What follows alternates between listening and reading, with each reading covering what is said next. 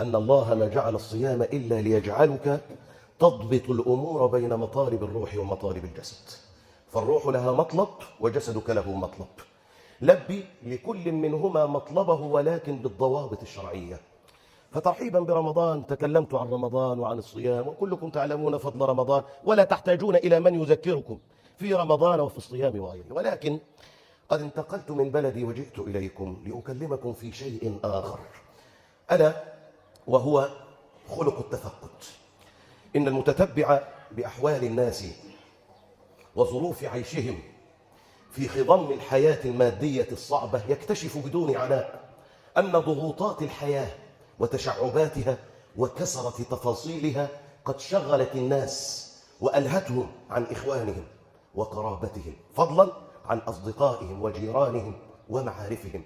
وترتب على ذلك ضعف روابط الأخوة وأواصر القربى والعقيدة معا، مما زاد في الإنسان حب الذات والأنانية والأسرة، وأصبح كل إنسان يردد اليوم نفسي ثم نفسي، لا أعرف في الدنيا إلا نفسي، نفسي ومن خلفي الطوفان. أصبحنا نردد مثل هذا الكلام. نعم أيها الإخوة الأحباب، فيأتي خلق ربما لم تسمعوا عنه من قبل، خلق يسمى بخلق التفقد. ما هو التفقد ومن أين جاءت الكلمة؟ يقول تعالى: وتفقد الطير. من الذي تفقد؟ سليمان عليه السلام كان يتفقد شؤون مملكته، ولكن بالرغم من أنه في خضم مشاغل المملكة، وكلكم تعلمون أن ملك سليمان لم يعطيه الله لأحد قبله ولا بعده، وبالرغم من كل مشاغله لم ينسى عضوا صغيرا في مملكته ألا وهو الهدهد، فقال: ما لي لا أرى الهدهد أم كان من الغائبين. لم ينسى الهدهد، مع أن الهدهد في مملكته لا يساوي شيئا، لكن نبي الله لم يغفل عنه.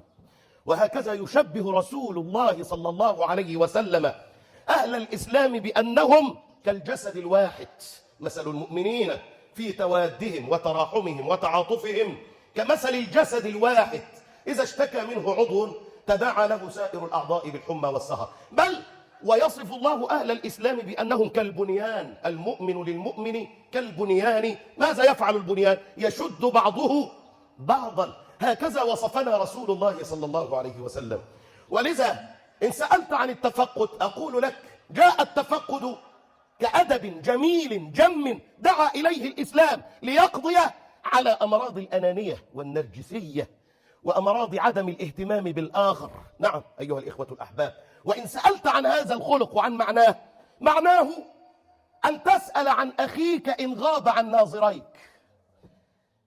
إن غاب أخوك عن عينيك لابد أن تسأل عنه، لابد أن تعرف سبب غيابه، لابد أن تقدم هذا العون لأخيك إن احتاج إليك، لابد أن تتواصل معه، لابد أن تطمئن على أموره. وإن لم تفعل فاعلم بأن في إسلامك شيء، اعلم بأن في إسلامك وإيمانك خلل. نعم أيها الإخوة الأحباب، هذا هو التفقد يا إخوة. ولقد كان التفقد من شمائل النبي صلى الله على المصطفى، فلقد كان يتفقد أصحابه ويسأل عمن غاب منهم في حاله ومآله. بل ثبت أن النبي صلى الله عليه وسلم سأل عن رجل من أصحابه غاب عن الحرب وهو في مشاغل الحروب.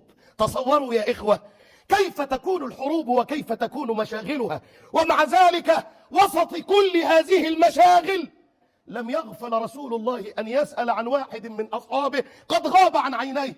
أتدرون عن من سأل؟ سأل في غزوة تبوك عن كعب بن مالك، وقال لأصحابه: ما فعل كعب بن مالك؟ رسول الله صلى الله عليه وسلم يا إخوة كان عندما يكون في مجلس بين أصحابه كان لا يغفل أبدا أن يسأل عمن غاب في المجلس. فقد سأل يوما عن صحابي جليل يدعى بثابت بن قيس، وقال لأصحابه: أين ثابت؟ إن عيني لا ترى ثابت. أين نحن من هذه القدوة يا إخوة؟ لقد كان لكم في رسول الله أسوة حسنة. فقام رجل منهم وقال: يا رسول الله إن أصحابك لا يعرفون مكان ثابت بينما أنا أعرف مكانه. فقال له المصطفى صلى الله عليه وسلم: اذهب إلى أخيك ثابت وسله عن سبب غيابه، فلما ذهب الرجل إلى بيت ثابت بن قيس وجد أن ثابتا قد حبس نفسه داخل بيته. فلما سأله عن سبب الحبس: لم تحبس نفسك داخل بيتك؟ فقال له: لأنني في النار، أنا من أهل النار. فقال له: وكيف عرفت؟ هل أعطاك الله علمه؟ كيف عرفت أنك من أهل النار؟ فقال له: لقد نزلت على النبي آية يقول الله فيها: يا أيها الذين آمنوا لا ترفعوا أصواتكم فوق صوت النبي ولا تجهروا له بالقول كجهر بعضكم لبعض أن تحبط أعمالكم وأنتم لا تشعرون.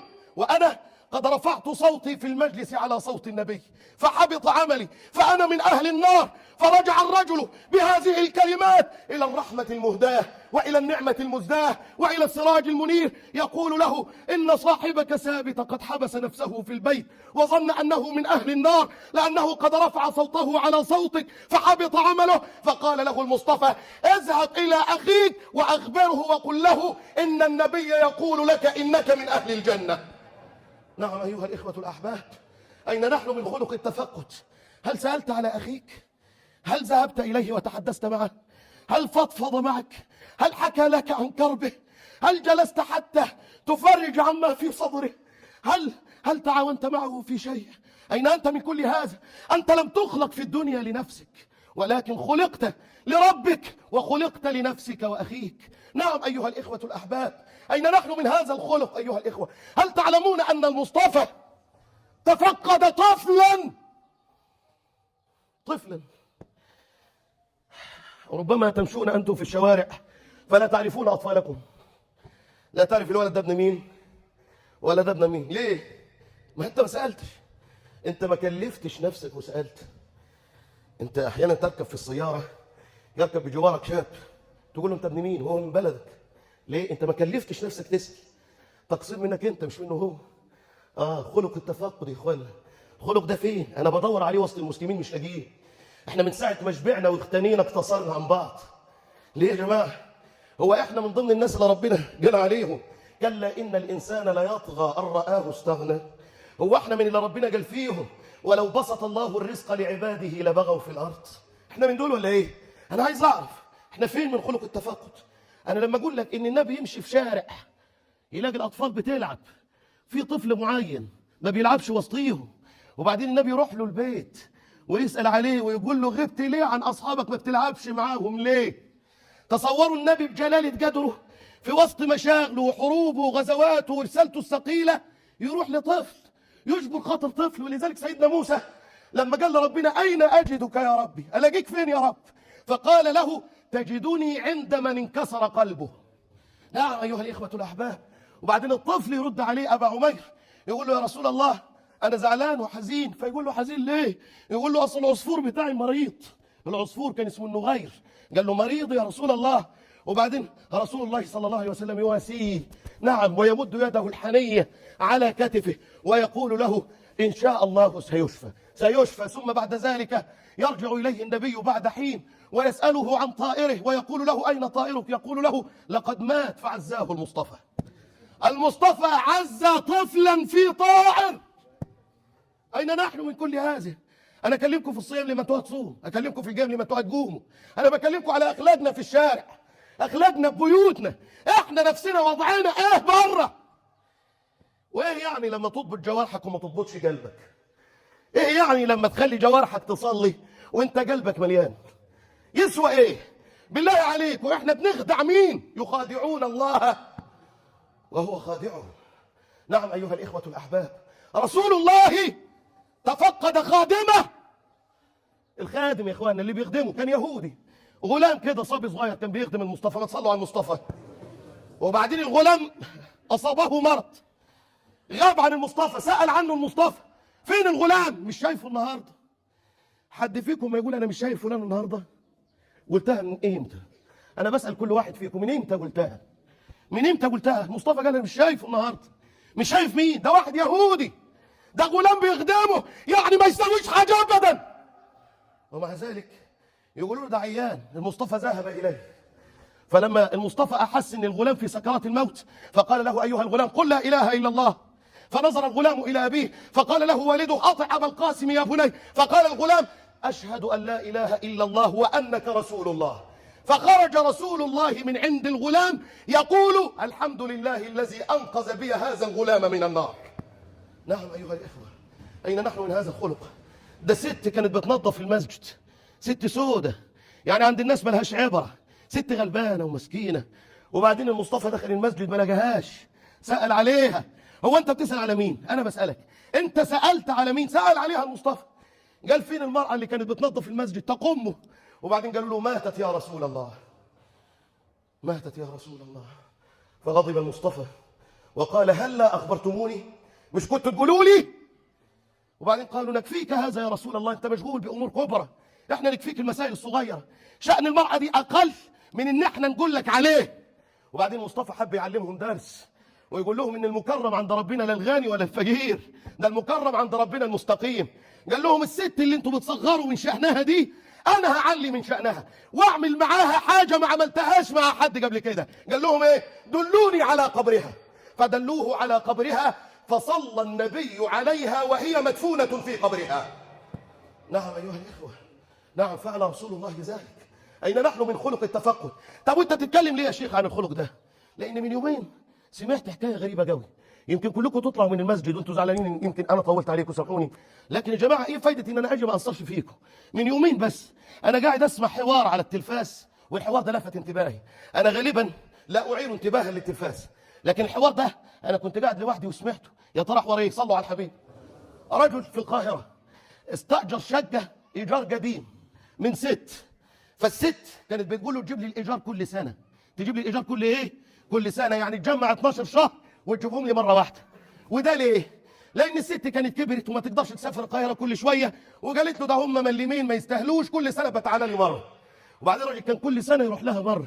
وبعدين في يوم من الأيام عدت سنة والراجل ما جاش. السنة الثانية الراجل ما راح لهاش بالإيجار. السنة الثالثة برضه الراجل ما راح لهاش. وبعدين الست راحت للشقة، لقت الباب مقفول، طرقت الباب ما حدش رد، راحت الشرطة. وبعدين رئيس المباحث يعني صعب عليه حال الست ان هي كبيرة في السن، وبعدين قال لها: يا ست. قالت له: نعم. قال لها: هبعت معاك يا امين شرطة يروح الجسم، يروح الشقة، ولو لقيتوا الباب مقفول وما حدش رد عليكم اكسروا الباب، وانا اللي بقول لك اكسروا الباب، انا بقول لامين الشرطة واكسر الباب، ده الشقة ملكها. وبعدين راحوا طرقوا الباب ما حدش رد، وبعدين امين الشرطه كسر الباب. الست دخلت هي وامين الشرطه، لقت الراجل ميت على سريره ومتحلل اديله 3 سنين. 3 سنين يا اخوانا، 3 سنين الراجل مات واتحلل، اتحلل على السرير 3 سنين. سألنا قلنا: الراجل ده ملوش اولاد. قالوا: ليه اولاد؟ تصوروا ما سألوش عليه لمدة 3 سنين. الراجل ده ملوش إخوة. قالوا: ليه إخوة؟ ما سألوش عليه لمدة 3 سنين. الراجل ده ملوش جيران. له جيران، ما سألوش عليه لمدة 3 سنين. تصوروا يا إخوانا إحنا وصلنا لحد فين. واحد يقول لي: بس بقول لك إيه يا شيخ، نعم الموضوع ده صعب في الريف. هو صعب دلوقتي، بس بعد كم سنة ممكن يحصل. بعد كم سنة ممكن يحصل. تعرفوا ليه؟ لأن ثقافة البندر بتجيلنا. هل الريف بتاعنا دلوقتي زي الريف من 20 سنة؟ هل ثقافتنا وديننا دلوقتي زي ديننا من 20 سنة؟ هل محبة الناس لبعضها دلوقتي زي محبة الناس من 20 سنة؟ اللي حصل في البندر ده كم سنة وهتلاقيه يحصل في الريف. تعرفوا ليه؟ لأن احنا باختصار شبعنا، ولما شبعنا اقتصرنا عن بعض، ولما اقتصرنا عن بعض نزل غضب الله علينا. يا جماعة، أنا ما جيتش أحكي لكم في الصيام. صيام إيه؟ ما أنتوا عارفين الصيام وعارفين رمضان. أنا جيت أحكي لكم في حاجة بره الصندوق. خلق يا جماعة، خلق التفقد. تفقد والديك، وقضى ربك ألا تعبدوا إلا إياه وبالوالدين إحسان إما يبلغن عندك الكبر. عندك، عندك، مش عند غيرك، مش في ضرب سنين، عندك.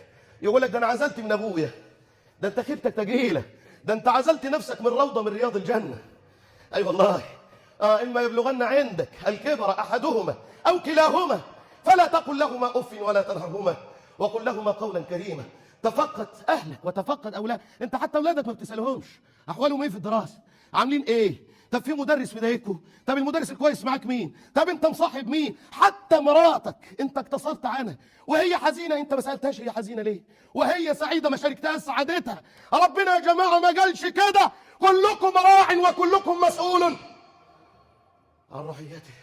تفقد أرحامك، ابن عمك وابن خالك. مش الرحم دي هي اللي معلقة في العرش، وربنا قال لها أما ترضين أن أصل من وصلك وأن أقطع من قطعك. أيوه، تفقد العلماء واحضر دروسهم واستفاد منهم. تفقد الشباب، لأن يهدي الله بك رجلا واحدا خير لك من حمر النعم. تفقد الأطفال، ليس منا من لم يوقر كبيرنا ويرحم صغيرنا. نعم يا إخوة، نعم تفقد البهايم. أيوة البهايم. تعرفوا إن المصطفى صلى الله عليه وسلم، ما صلوا عليه، كان معدي كده على بستان، فالجمل كان من جوه حائط البستان. الجمل شاف المصطفى فأصدر صوتا، فعرف المصطفى أن الجمل يناديه، فلما رأى الجمل المصطفى زرفت عيناه بالدموع. تعرفوا ليه؟ لأن المصطفى أرسل رحمة، وما أرسلناك إلا رحمة للعالمين. وبعدين وقف مع الجمل شوية وساب الجمل وقال هاتوا لي صاحب الجمل. جه صاحب الجمل قال له ألا تتقي الله في جملك فإنه يشكو إلي الجوع والتعب. يا جماعة، تفقد المساكين، تفقد الأرامل، تفقد اليتامى. ويطعمون الطعام على حبه مسكينا ويتيما وأسيرا إنما نطعمكم لوجه الله لا نريد منكم جزاء ولا شكور. ليه؟ إنا نخاف من ربنا يوما عبوسا قمطريرا فوقاهم الله شر ذلك اليوم ولقاهم نضرة وسرورا وجزاهم بما صبروا جنة وحريرا.